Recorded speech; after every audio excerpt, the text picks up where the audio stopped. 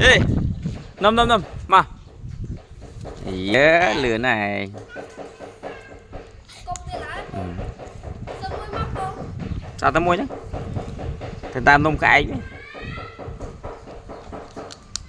Ừ. Tại cạch chị.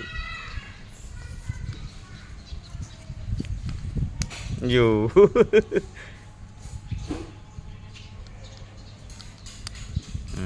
Chàng chàng quá.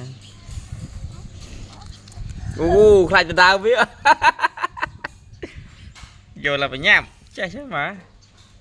Khai cho tao biết chứ. Sạch này mình IQ của với mấy này. Tao đá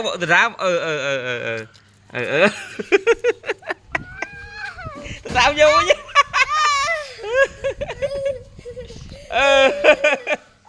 Tao đá